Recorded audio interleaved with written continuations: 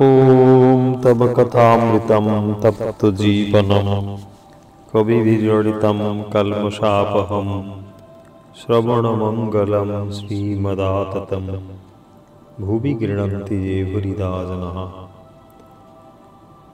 श्री श्री रामकृष्ण कथामृत मार्च 1882। অন্তরঙ্গ সঙ্গে আমি কে। 5টা বাজিয়াছে, ভক্ত কয়টি যে যার বাড়িতে চলিয়া গেলেন। কেবল মাস্টার ও নরেন্দ্র রহিলেন। নরেন্দ্র গাড়ি লইয়া হাঁসপুকুরের ও ঝাউতলার দিকে মুখ ধুইতে গেলেন।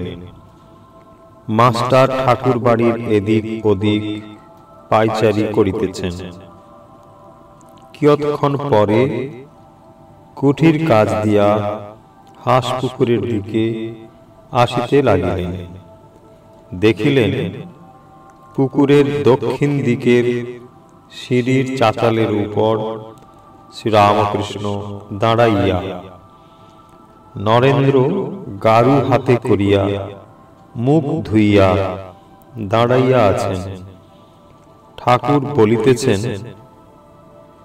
দেখ আর একটু বেশি বেশি আসবি, সবে নূতন আসছিস কিনা। প্রথম আলাপের পর নূতন সকলেই ঘন ঘন আসে, যেমন নূতন পতি। কেমন আসবি তো? নরেন্দ্র ব্রাহ্ম সমাজের ছেলে। হাসিতে হাসিতে বলিলেন, হ্যাঁ, চেষ্টা করব। সকলে কুঠির পথ দিয়া ঠাকুরের ঘরে আসিতেছেন। কুঠির কাছে মাস্টারকে ঠাকুর বলিলেন, দেখো, চাষারা হাটে গরু কিনতে যায়। তারা ভালো গরু মন্দ গরু বেশ চেনে। লেজের নিচে হাত দিয়ে দেখে। কোনো গরু লেজে হাত দিলে শুয়ে পড়ে, সে গরু কেনে না। যে গরু লেজে হাত দিলে তিড়িং মিড়িং করে লাফিয়ে ওঠে, সেই গরুকেই পছন্দ করে। নরেন্দ্র সেই গরুর জাত, ভেতরে খুব তেজ। এই বলিয়া ঠাকুর হাসিতেছেন। আবার কেউ কেউ লোক আছে যেন চিরের ফলার, আট নাই, জোর নাই, ভ্যাদ ভ্যাদ করছে। সন্ধ্যা হইল। ঠাকুর ঈশ্বর চিন্তা করিতেছেন। মাস্টারকে বলিলেন, তুমি নরেন্দ্রের সঙ্গে আলাপ করোগে, আমায় বলবে কিরকম ছেলে। আরতি হইয়া গেল। মাস্টার অনেকক্ষণ পরে চাঁদনির পশ্চিম ধারে নরেন্দ্রকে দেখিতে লাগিলেন। পরস্পর আলাপ হইতে লাগিল। নরেন্দ্র বলিলেন, আমি সাধারণ ব্রাহ্ম সমাজের, কলেজে পড়িতেছি ইত্যাদি। রাত হইয়াছে। মাস্টার এইবার বিদায় গ্রহণ করিবেন, কিন্তু যাইতে আর পারিতেছেন না। তাই নরেন্দ্রের নিকট হইতে আসিয়া ঠাকুর শ্রীরামকৃষ্ণকে খুঁজিতে লাগিলেন। তাহার গান শুনিয়া হৃদয় মন মুগ্ধ হইয়াছে। বড় সাধ যে আবার তাঁর শ্রীমুখে গান শুনিতে পান।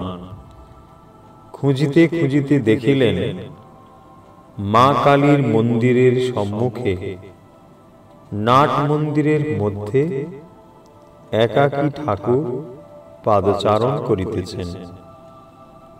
মার মন্দিরে মার দুই পার্শ্বে আলো জ্বলিতেছিল। বৃহৎ নাট মন্দিরে একটি আলো জ্বলিতেছে, ক্ষীণ আলো। আলো ও অন্ধকার মিশ্রিত হইলে যে রূপ হয়, সেই রূপ নাট মন্দিরে দেখাইতেছিল। মাস্টার ঠাকুরের গান শুনিয়া আত্মহারা হইয়াছেন, যেন মন্ত্রমুগ্ধ সর্প। এক্ষণে সংকুচিত ভাবে ঠাকুরকে জিজ্ঞাসা করিলেন, আজ আর কি গান হবে? ঠাকুর চিন্তা করিয়া বলিলেন, না, আজ আর গান হবে না। এই বলিয়া কি যেন মনে পড়িল।